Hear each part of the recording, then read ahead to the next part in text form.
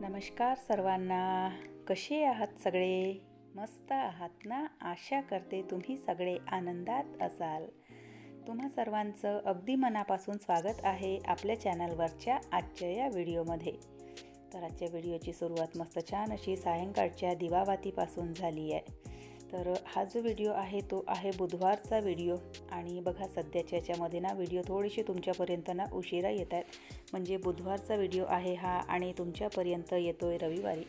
तर सध्या बघा व्हिडिओचं जे रुटीन आहे ना तर ते थोडंसं असं गडबड झालं आहे. आणि व्हिडिओसुद्धा म्हणजे आधी शूट केलेले असतात आणि 3-4 दिवसाच्या नंतर मग तुमच्यापर्यंत येतात.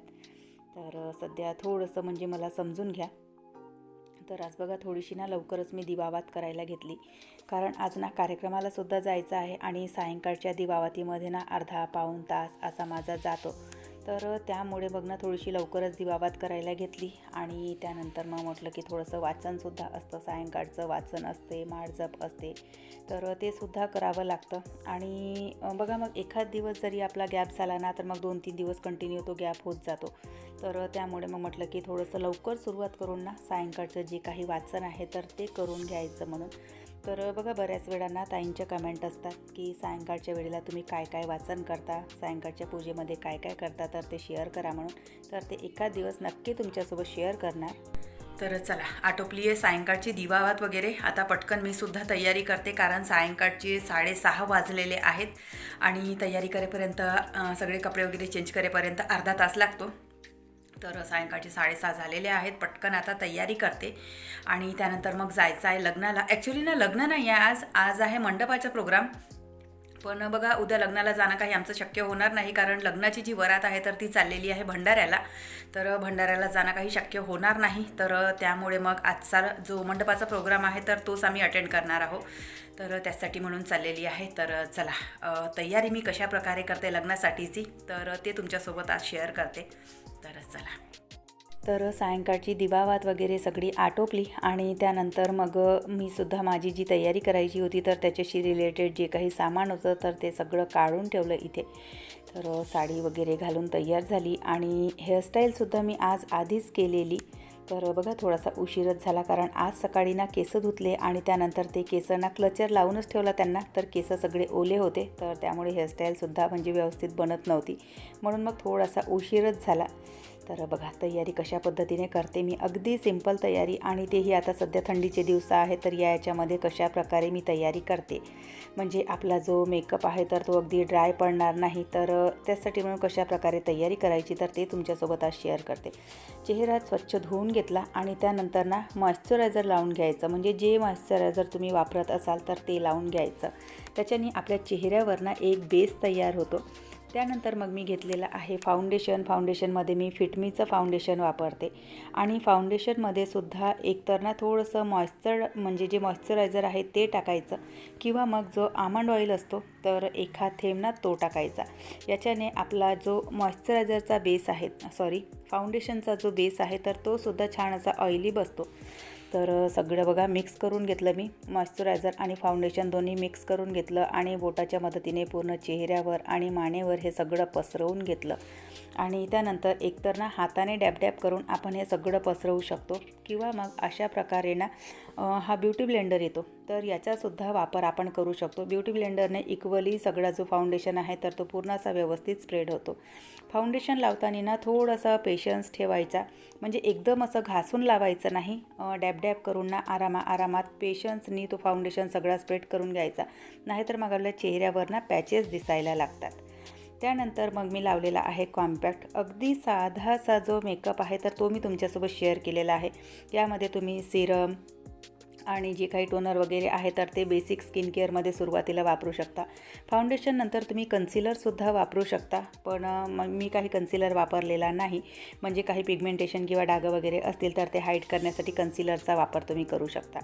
तर तो मी काही वापरलेला नाही. फाउंडेशनच्या नंतर लगेच मी इथे ना कॉम्पॅक्ट लावायला घेतलं. कॉम्पॅक्टसुद्धा लावताना ना आधी हातावर सगळं ते झटकून घ्यायचं, म्हणजे जो पफ असतो तो हातावर झटकून घ्यायचा आणि त्यानंतर लावायचा, म्हणजे एक्स्ट्राचा जो कॉम्पॅक्ट आहे तर तो आपल्या चेहऱ्यावर जात नाही. त्यानंतर इथे ना मी लिप लायनर लावून घेतलेला आहे आणि त्यानंतर लिपस्टिक लावलेली आहे. लिप लायनरमुळे आपली जी लिपस्टिक आहे तर ती अगदी व्यवस्थित बसते. त्यानंतर थोडासा ना लिप ग्लॉस मी यूज केलेला आहे, त्याच्याने आपले जे ओठ आहेत तर ते छान दिसतात, म्हणून मग थोडासा ना लिप ग्लॉसचा यूज करून घ्यायचा. लिपस्टिक मी स्टिकवाली वापरली आहे आणि अगदी न्यूड कलर वापरलेला आहे. त्यानंतर मग थोडासा आय शॅडो लावून घेतलेला आहे. आय शॅडोमुळे आपले जे डोळे आहेत तर ते छान असे सुंदर दिसतात.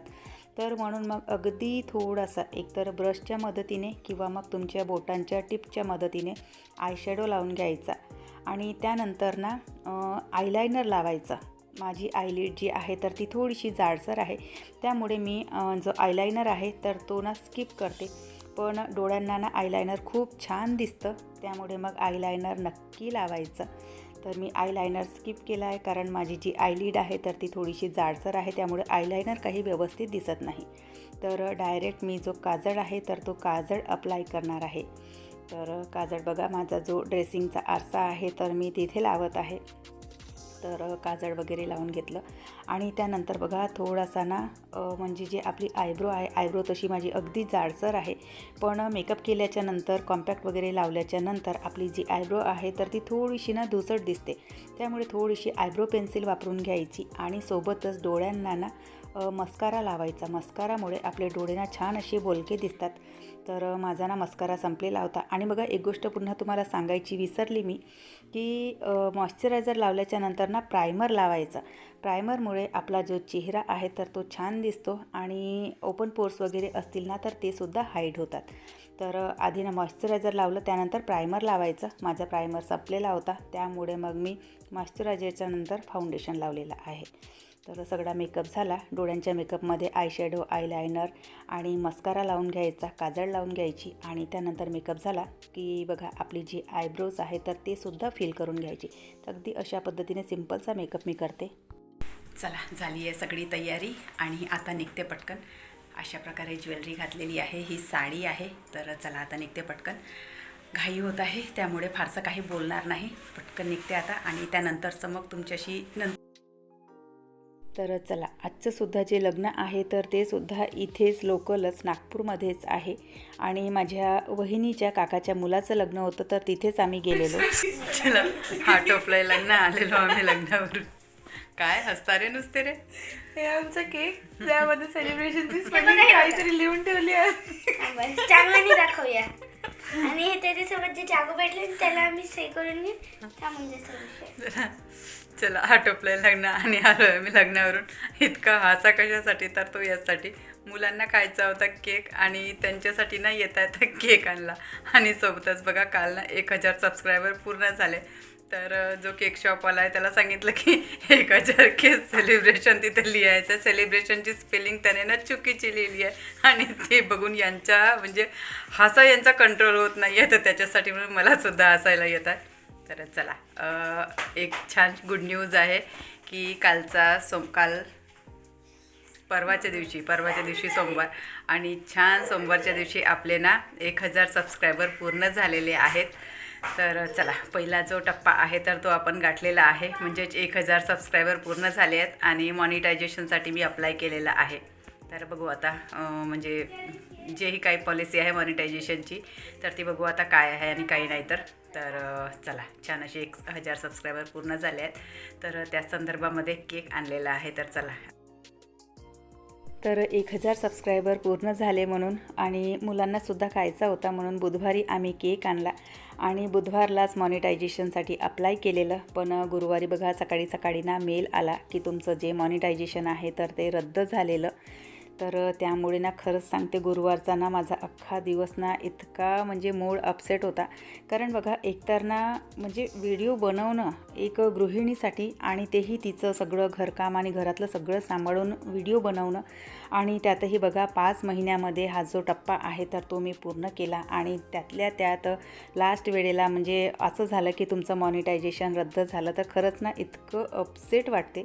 तर तसंच झालेलं. तर त्याचमुळे गुरुवारचा ना अख्खा दिवस आणि अख्खा म्हणजे माझा मूड पूर्ण खराबच होता. तर बघू आता त्यावर ना उपाय म्हणून एक अपील आम्ही केलेली आहे. तर बघू आता त्याचं काय होते आणि काय नाही.